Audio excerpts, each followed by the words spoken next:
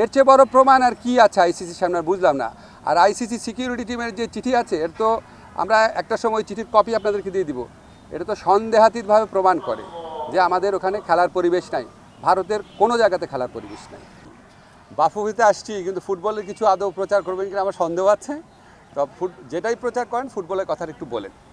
প্রথম কথা হচ্ছে, আমি বাংলাদেশ ফুটবল ফেডারেশনে আসলাম এই অন্তর্বর্তীকালীন সরকার দায়িত্বে আসার পর থেকে আমাদের সাবেক ক্রীড়া ও যুবমন্ত্রী আসিফ মাহমুদ এবং আমাদের বাফুফের প্রেসিডেন্ট তাবিত আওয়াল এবং বাফুফের নেতৃত্বে বাংলাদেশের ফুটবলে অনেক চমকপ্রদ সাফল্য অর্জিত হয়েছে।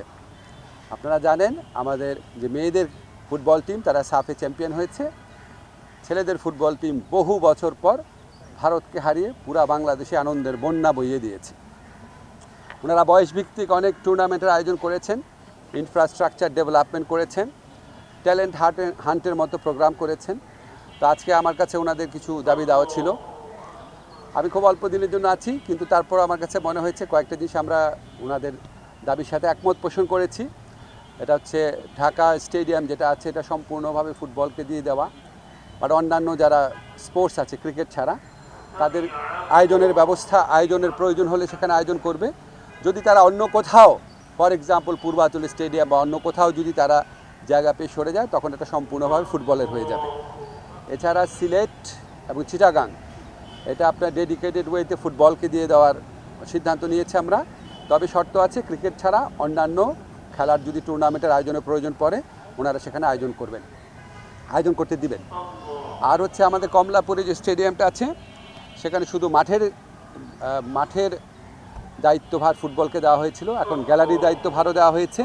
ওখানে যে ডরমেটরি আছে সেটাও রক্ষণাবেক্ষণ এবং পরিচালনা করবে ফুটবল ফেডারেশন, কিন্তু ওখানে অ্যালোকেশন দিবে জাতীয় ক্রীড়া পরিষদের মাধ্যমে। এবার একটা অন্য প্রসঙ্গে আসি। নিশ্চয়ই আপনারা ক্রিকেটের খবর জানার জন্য এখানে আসছেন। ক্রিকেটের ক্ষেত্রে আমাদের কোনো ডেভেলপমেন্ট নাই। আমরা 2টা চিঠি দিয়েছি। চিঠি দেওয়ার পর আমরা আইসিসির যে উত্তর সেটার প্রত্যাশা করছি। এর মধ্যে একটা জিনিস ঘটেছে আপনাদের আমার জানানো প্রয়োজন, সেটা হচ্ছে আইসিসির যে সিকিউরিটি টিম আছে, সিকিউরিটি দায়িত্বে যারা আছে তারা একটা চিঠি দিয়েছে। সেই চিঠিতে বলা হয়েছে 3টা জিনিস হলে বাংলাদেশ টিমের নিরাপত্তা আশঙ্কা বাড়বে। একটা হচ্ছে বাংলাদেশ টিমে যদি মুস্তাফিজ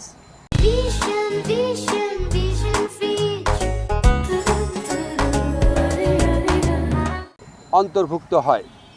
2 হচ্ছে বাংলাদেশ যে দলের যে সমর্থকরা আছে ওনারা যদি বাংলাদেশের জাতীয় যে জার্সি আছে, আমাদের ন্যাশনাল জার্সি আছে, এটা পরে যদি ঘোরাফেরা করে।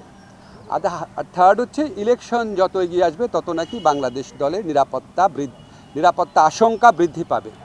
তো আইসিসি সিকিউরিটি টিমের এই বক্তব্য সন্দেহাতীতভাবে প্রমাণ করেছে যে ভারতে বাংলাদেশ ক্রিকেট টিমের T20 বিশ্বকাপ খেলার কোনো রকম পরিস্থিতি নাই। আইসিসি যদি আশা করে আমরা আমাদের শ্রেষ্ঠ বোলারকে বাদ দিয়ে আমরা ক্রিকেট টিম করব, আমাদের যারা সমর্থক আছে তারা বাংলাদেশের জার্সি পরতে পারবে না, আর আমরা ক্রিকেট খেলার জন্য বাংলাদেশের নির্বাচন পিছিয়ে দিব, তো এর চেয়ে উদ্ভট, অবাস্তব, অযৌক্তিক কোনো প্রত্যাশা হতে পারে না। আমরা মনে করি ভারতে যে উগ্র সাম্প্রদায়িক পরিস্থিতি বিরাজ করছে এবং বাংলাদেশ বিদ্বেষী যে পরিবেশ বিরাজ করছে, বিশেষ করে গত 16 মাস ধরে বাংলাদেশ বিদ্বেষী যে অব্যাহত ক্যাম্পেইন চলেছে, এটার প্রেক্ষিতে বাংলাদেশের পক্ষে ভারতে ক্রিকেট খেলা অসম্ভব ব্যাপারে পরিণত হয়েছে। মুস্তাফিজের পর্ব এবং এরপরে আপনাদের যে চিঠির কথা বললাম সেটার মাধ্যমে এটা সন্দেহাতীতভাবে প্রমাণিত হয়েছে। আমরা মনে করি ক্রিকেট খেলার উপর কারো কোনো মনোপলি থাকা উচিত না। বাজার ব্যবস্থাপনার ভিত্তিতে একটা খেলার সম্পূর্ণ বা একটা টুর্নামেন্টের ভাগ্য নির্ধারিত হতে পারে না।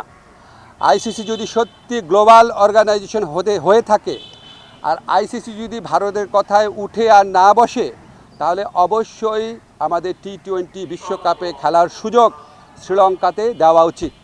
এই প্রশ্নে আমরা কোনো রকম নতি স্বীকার করব না। ধন্যবাদ। আর তো এটা আপডেট হয়ে গেছে ভাই।